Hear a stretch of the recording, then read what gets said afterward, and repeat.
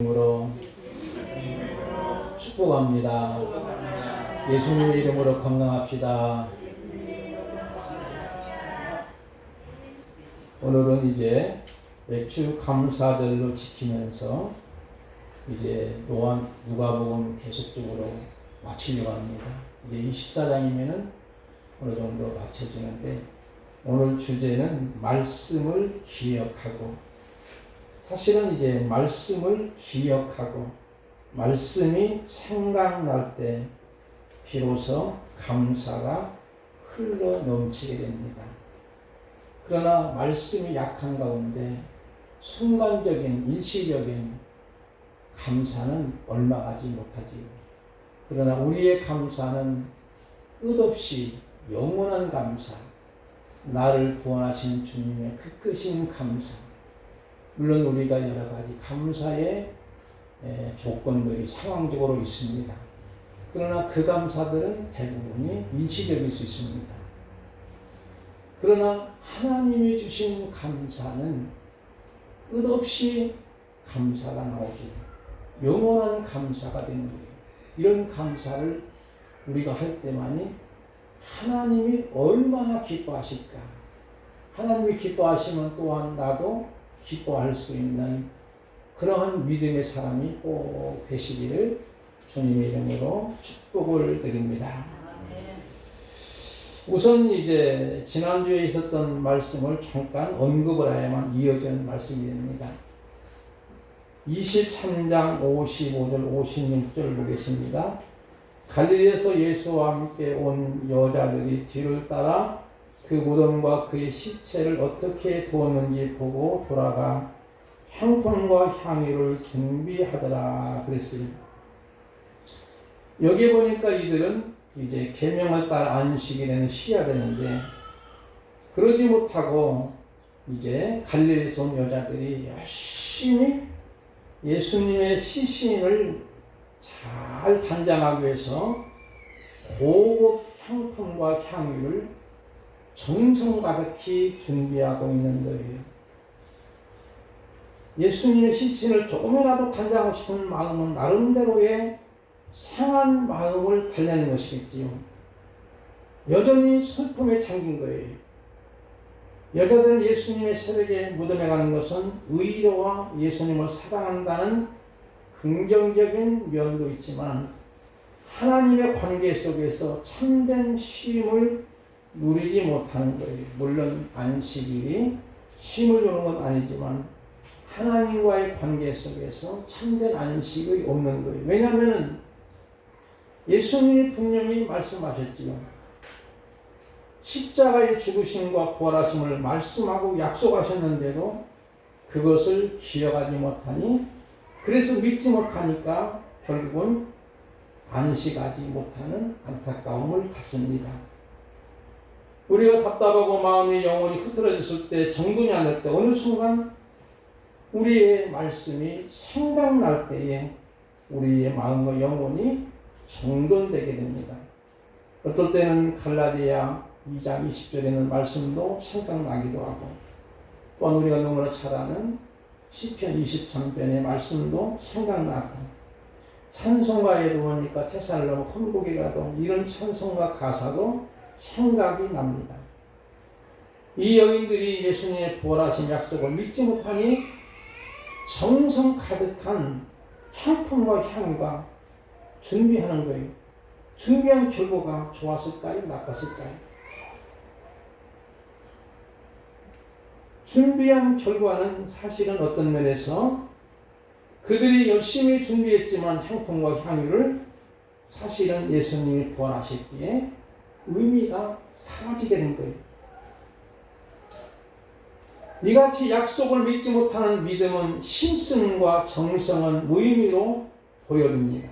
오늘 우리들이 하나님 약속의 말씀을 기억하지 못해 믿지 않는 상황에 쉬지 않고 무언가 애쓰고 힘쓴 헌신의 결과가 사실은 별로 의미가 없다는 거예요.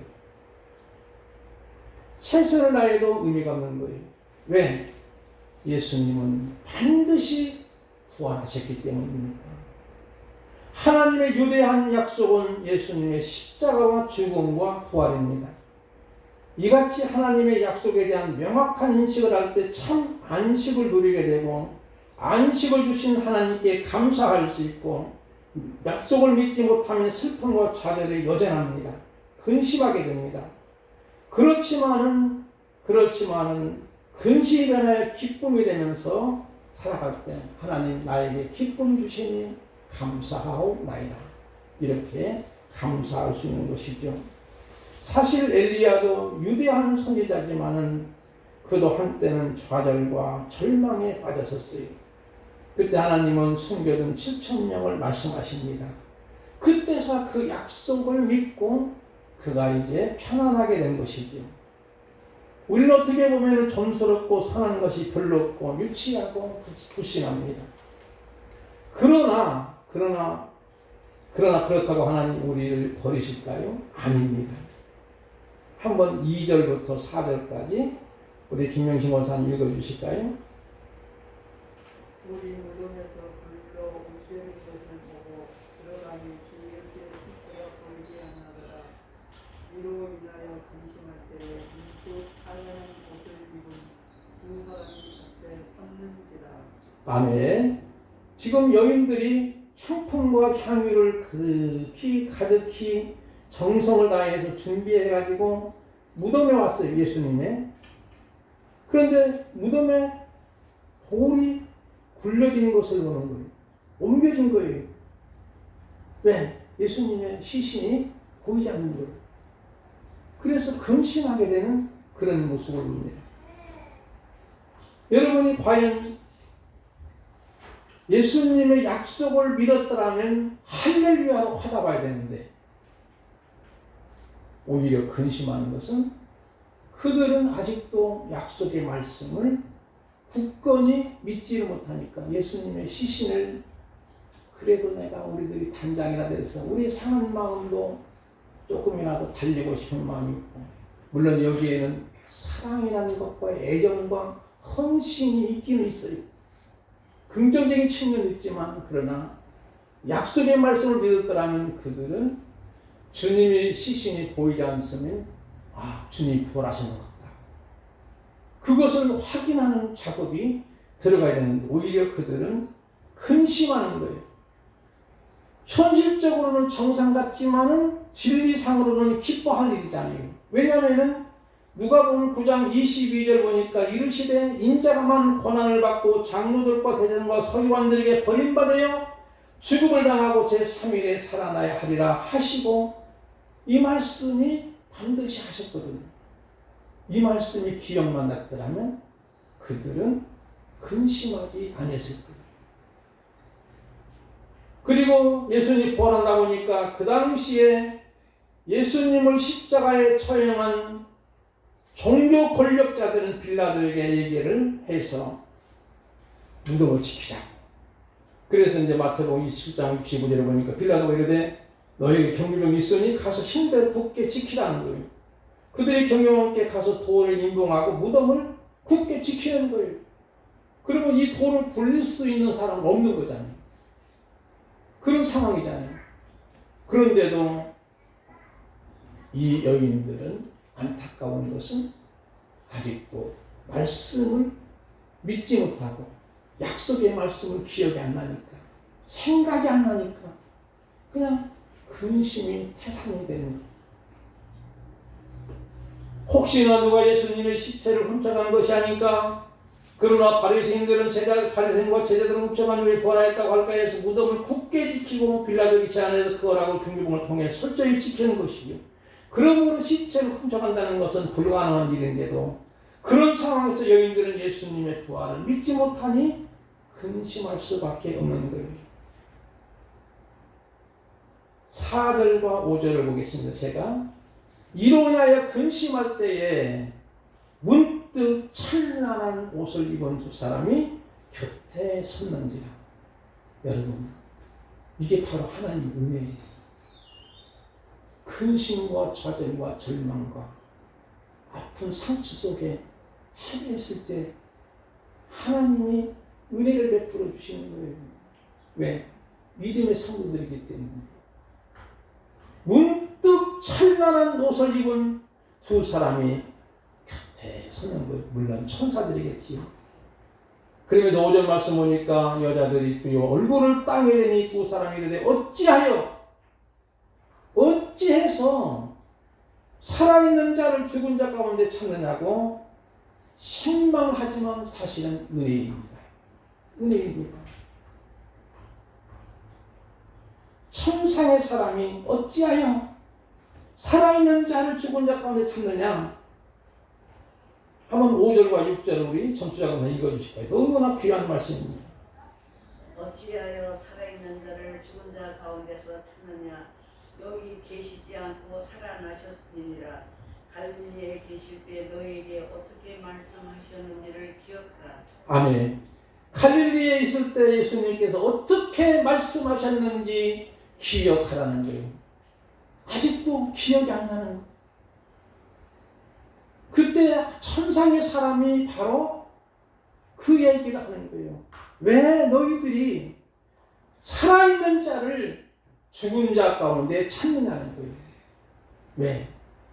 그들은 향품과 향유를 정성같이 준비했기 때문에 예수님이 시신이 없으면, 아니 예수님 시신이 없으니까 향품을 가지고 단장할 시신이 없는 거잖아요. 아직도 죽은 자만 생각하는 거예요. 분명히 예수님은 살아나셨는데도, 그리고 약속하셨는데도 그 약속의 말씀을 기억해야 되는데 기억하지 못하고 근심이 받을 때 천상의 사람이 문득 나타나서 어찌하여 살아있는 자를 죽은 자 가운데서 찾느냐고. 그러면서 6절 말씀, 여기는 계시지 않는다. 갈릴리에 계실 때 너희에게 어떻게 말씀하셨는지 기억하라는 거예요. 그 말씀이 9장 22절입니다. 아까 말씀드렸죠. 이르시되 인자가 많은 고난을 받고 장로들과 대장과 서기관들에게 버림받아요 죽음을 당하고 제3일에 살아나야 하리라. 살아나야 하리라는 약속을 해주셨는데도 기억이 안 나는 거예요. 생각나는 적이 없는 거예요. 예수님은 약속대로 살아나셨다는 거예요. 여기에 핵심은 약속입니다. 오늘 우리에게 우리 현실에서 불가능 같지만 하나님의 약속은 반드시 성취됩니다. 우리의 삶에 하나님의 약속을 붙들고 믿느냐가 중요합니다. 하나님의 약속을 굳게 붙들고 믿는 자들은 절대로 무능력하지 않습니다. 하나님은 무기력하도록 내버려 두지도 않습니다. 어떤 직장에서 집사님이 간증을 하는 얘기를 들어봤습니다. 여러 가지로 실수를 좀 했던가 봐요. 물론 그분이 들어온 지도 얼마 안 되고 여러 가지 사정도 어렵고 상황 파악이 잘 안 되니까 제대로 일을 처리 못하니까 임원진들이 저 사람은 안 되겠다 해고를 시키라고 하는데, 거기에 있는 팀장이 제가 잘못해가지고 이분이 잘못한 겁니다. 책임을 묻으려면 저에게 물어주십시오. 그렇게 팀장이 하는, 그런 게 임원님들이 팀장, 그러면 당신이 책임질 거냐고. 예, 책임지겠다고. 그래서 그분이 이제 직장에서 해고되지 않고 직장 생활을 하게 되는데, 사실은 이분은 조금 소리를 본 거예요, 팀장이. 왜? 월급이 조금 깎이는 거죠. 징계를 맞았어요. 그럴지라도, 그러니까 이제 사람은 세상적으로 보면은, 세상의 가치적으로 보면은 도무지 이해가 안 되니까, 팀장님, 어찌해서 팀장님이 다 능력을 쓰고 저를 살려주시는 거예요? 나도 사실은 허물과 죄가 너무나 많은데, 나의 모든 죄를 뒤집어 쓰시고 십자가에 돌아가신 분의 크신 사랑 때문에 당신에게 은혜를 베푼 거예요. 나는 예수님을 믿네. 그렇게 이야기하는 거예요. 전도가 된 거예요. 그럼 팀장님 다니시는 교회는 어느 교회예요? 어느 교회예요? 대답 안 하시네. 어느 교회예요? 수진동 교회라고 하셔야죠. 그렇게 하니까 그분이 같이 교회를 나가게 됐다는 거예요. 물론 여기에는 하나님의 역사하심과 하나님의 섭리하심과 하나님의 조명하심이 분명히 있었던 거죠. 한 영혼 구원시키는 여러 가지 하나님의 방법을 사용하시는 그런 모습을 7절, 8절 봅시다. 우리 한번 허욱자 권사님 읽어주실까요? 7절, 8절. 이러시기를 인자가 죄인의 손에 넘겨져 십자가에 못 박히고 제3일에 다시 살아나야 하리라 하셨느니라 한데 그들이 예수의 말씀을 기억하고 아멘. 거기까지요. 예수의 말씀 어떻게 됐죠? 기억했나 안 했나요? 기억했잖아요. 오늘 주제가 뭐지요? 말씀을 기억하고 말씀을 기억해야만이 하나님의 은혜가 임하고 하나님의 은혜를 받아야만 하나님의 은혜에 감사하고 감격하는 줄 믿습니다. 그들이 이제는 약속의 말씀이 성취되는 거예요. 그때야 깨닫고 약속을 믿게 되는 것이고 이것은 우리가 너무나 부족하고 연약해서 성취가 되는 약속을 믿는 나약한 존재입니다. 우리 모두는 진짜 믿음을 가져야 되는데 약속의 말씀 우리는 구약과 신약의 말씀을 굳게 붙들고 믿음의 사람이 되어야 됩니다. 예수님은 약속대로 오셨고 약속대로 우리의 죄악을 대신 뒤집어 쓰시고 십자가에 죽으셨지만 부활하심으로 지금은 우리 하나님 보좌 우편에 앉아 계셔서 다시 오실 예수님을 우리는 기대하는 거예요. 약속의 말씀 믿고 인내하며 버티는 삶이 거룩한 삶이에요. 하나님 약속이 이렇게 응답이 안 되지. 여러분이 기도할 때도 마찬가지. 기도를 막 세게 했어요. 10대나. 그런데도 응답이 없네. 하나님이 안 계시겠구나. 하나님이 계시다면 응답이 될 때도 됐는데 그러나 하나님은 여러분에게 인내의 훈련을 시키는 거예요. 그 버티는 과정이 거룩한 삶인 줄 믿습니다. 거룩이라는 것은 도덕적으로 윤리적으로 뭐 이런 의미보다는 가장 중요한 나와 하나님의 관계예요. 나와 하나님과의 사랑의 관계가 맺어지는 거예요. 하나님이 나를 사랑하시고 내가 하나님을 사랑한다면 하나님의 그 말씀에 너무나도 감사하고 감격하고 그 말씀대로 살려고 하는 거예요. 사랑하면 되는 거예요. 부부에도 사랑하면 남편이 하는 말 아내가 잘 들어주고 아내가 하는 말 남편은 목숨 걸고 해주고 왜냐하면 사랑의 관계이기 때문이에요. 하나님과 우리의 관계도 마찬가지예요. 그게 바로 거룩이지 도덕적으로 윤리적으로 무언가 뭐 이렇게 막 하야만이 거룩한 것이 아니고 원문에 보니까 거룩이라는 말은 카도시라는 말을 씁니다. 밝고 깨끗하고 새롭게 하고 구별되다는 뜻이지만 사실은 이 모든 것이 다 하나님과의 올바른 관계에 있고 그것이 나타나는 과정은 보여지는 외부로 보여지는 것은 충성이라고 볼 수 있는 거죠. 그래서 그들은 이제 9절 말씀 보니까 우리 9절 말씀과 10절 말씀을 김재훈 집사 읽어주실까요? 에돔에서 돌아가 이 모든 것을 열한 사도와 모든 다른 이에게 보아니 10절이요? 시작. 이 여자들은 막달라 마리아와 요한나와 야고보의母亲 마리아와 또 저희와 함께한 다른 여자들도 이것을 사도들에게 보아니라. 네. 여기 보니까 이제 말씀을 기억하는 거예요. 아, 예수님이 살아가실 때 내가 많은 고난을 받고 십자가에 죽지만 3일 만에 부활할 거야. 그 약속의 말씀을 기억하고 이제는 아, 예수님이 살아나셨어. 그리고 나서 이제는 첫 번째로 그들이 한 일이 뭘까요?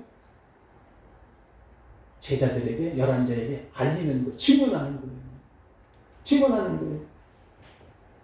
이제는 말씀을 기억하니까는 어떤 면에서는 이제는 구경꾼이죠. 예수님의 시신만 구경하는 구경꾼에서 이제는 증언자로에 바꿔지는 거예요. 처음에 제자들이 그 이야기를 들을 때는 허튼 소리로 들려 믿지 않습니다. 11절 보니까 제자들은 사도들은 그들의 말이 허탄한 듯 들려 믿지 아니하나 왜 그러냐면요. 그 당시 여자들은 쓱 10절 보니까 막달라 마리아, 요한나, 야고보의母亲 마리아, 또 그들과 함께한 다른 마리아, 또 이것을 사도들 알림이 그랬잖아요. 그러면 전부 여성만 있어요. 근데 그 당시에 통념적으로, 사회적 통념적으로 여성들이 증언하는 것은 증인이 안 되는 거예요. 법적으로 종인이 안 되는 거예요. 그러니까 뭐 여성들이 하니까 그냥 지나가는 말로, 허튼 말로 여긴 거예요. 왜 그런데 하나님이 기왕이면은 훌륭한 남자들 통해서 증언하도록 하셔야 돼요. 여인들을 통해 그것도 막달라 말이야. 요한나, 특히 또한 모친 마리아, 예, 야곱의 모친 마리아, 또 다른 여자들, 무슨 여자들만 있잖아요. 그러니까 제자들은 그 당시 사회적 통로상으로 여성들의 증언은 법적으로 안 되니까 안 믿는 거예요. 허튼 소로 들려지는 거예요. 그러나 중요한 것은 이렇게 하나님은 왜 이 같은 여인들 증언자로 전령자로 사용하셨는가가 중요합니다. 사회적으로 신뢰가 안 되는 상황이지만 부활의 능력, 십자가의 능력이면 충분하기 때문이지. 따라합시다. 부활의 능력, 십자가의 능력, 충분하다. 십자가의 도는 멸망하는 자들에게는 미련한 것이지만 구원은 우리에게는 하나님의 능력이에요.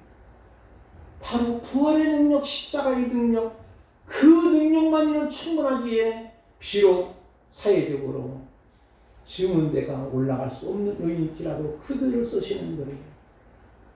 왜냐하면 십자가의 능력이기 때문에, 그것이면 충분하기 때문에, 부활의 능력이면 충분하기 때문입니다. 우리는 객관적으로 학벌이 없어도 하나님의 이런 우리의 능력과 재주로 하는 것보다는 복음의 능력입니다. 나의 가슴에 가진 복음의 능력이면 충분합니다. 왜 사도 바울이 자기의 세상적인 스펙을 배설물로 여겼을까요? 그는 가말리엘 문화생이 오늘날 서울대 법대 법학자예요. 그런데도 그는 그 모든 세상적인 영광을 배설물로, 쓰레기로 여기는 거예요. 그리고 오히려 그는 자기 객관적인 학벌 자랑 다 버리고 복음의 능력이 혹시라도 무기력할까 봐 해서 자기 약함을 자랑하는 사도 바울의 모습을 봅니다. 세상 사람들은 그러지 않지요. 잘난치 않고 자기는 특별한 사람이라고 하고, 대부분이 사람들이 특별한 것을 좋아하지 않습니까? 음식도 뭐 스페셜 음식을 좋아하고, 오늘의 음식보다 대부분이 그래요. 왜 그럴까요? 자기는 특별한 사람이야.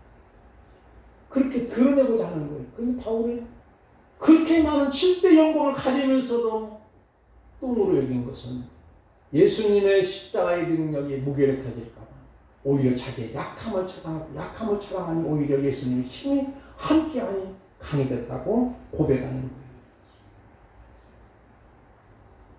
결론적으로 말씀을 맺겠습니다.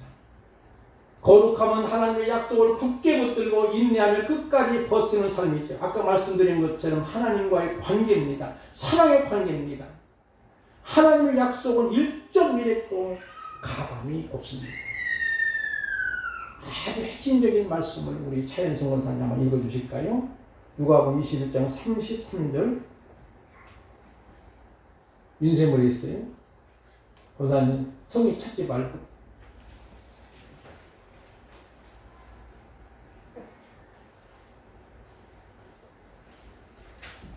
진리는 없어지겠으나 내 말은 없어지지 않으리라. 여러분, 이 말씀이 보통인가요? 하늘과 땅이, 우주가 다 없어져도 하나님 말씀은 영원하다는 거예요. 영원한 거예요. 가끔 여러분 봅시다. 천지가 변합니다. 이상기도 생기지 않습니까? 때로는 여러분이요, 강이 또 생기기도 하고, 또 바다가 막혀지기도 하고, 땅이 변했잖아요. 여러분, 새만금 땅이, 거기는 옛날에 갯벌인데 지금은 막아가지고 산업공단이 멋지게 세워진다는 거예요. 그 프로젝트를 했는데 각 기업들이 투자한다는 거예요. 그러면 그만큼 변하는 거예요. 천지는 없어질 수 있는 거예요, 여러분이요. 그렇지만 하나님의 말씀은 영원하기 때문에 그 말씀을 기억해야만이 우리는 감사자가 되는 줄 믿습니다. 말씀을 붙드는 사람은 넘어지지 않습니다. 지혜로운 사람은 그 말씀을 순종하는 자고 그 말씀을 지키는 자고 반세 먼저 세운 집이 절대로 창수가 나고 홍수가 나고 태풍 몰아치고 비바람 몰아쳐도 무너지지 않지만 세상의 터위에 세상 가치에 세운 집은 오래손이 그렇게 쉽게 무너져요. 비바람만 좀 몰아치더라도 넘어지지만 저와 여러분들이 가장 신앙생활 중에서 하나님과 나와의 사랑의 관계를 맺으면서 그 말씀을 붙들고 약속의 말씀을 끝까지 붙들고 나가면 그분은 믿음의 승리자가 되고 믿음의 성공자가 되고 믿음으로 통해서 진정한 행복자가 되는 줄 믿습니다. 우리는 점스럽고 부족해서 선성이 없다고 그 약속의 말씀을 기억하지 못하지만 하나님은 은혜로 기억나게 하십니다. 그래서 성령을 보내주시기요. 요한복음 14장 26절 보니까 보혜사 고 아버지께서 내 이름으로 보내실 성령 그가 너에게 모든 걸 가르치고 내가 너에게 말한 모든 것을 생각나게 하시리라고 했잖아요. 그러므로 우리가 믿음도 믿습니다 해서 되는 것이 아니고 믿음도 하나님의 선물이고 우리의 보배는 믿음은 약속을 믿고 그 약속이 이루어짐을 통해 감당하는 것이 믿음이지요. 우리가 객관적으로 일반 사회 스펙이나 권력이나 지식력에도 내어놓을 만한 것 없지만 하나님이 쓰시는 복음의 능력이 나타나게 되는 줄 믿습니다. 우리는 복음의 능력으로 하나님이 사용하시기만 하면 부활의 증언자로 사용을 받아 하나님 나라 확장케 하게 됩니다. 나의 약함을 강함으로 사용하실 줄 믿습니다. 오직 말씀을 기억하여 그 약속의 말씀을 굳게 붙들기를 축복합니다. 오늘 감사를 통해서 약한 나를 강해서 천지는 없어져도 없어지지 않는 약속의 말씀을 생각나게 하시고 그 약속의 말씀을 굳게 믿고 이제는 구경꾼에서 부활의 증언자로 사용받기를 주님의 이름으로 축복을 드립니다. 우리 찬송 부르고 기도하는 시간 갖겠습니다.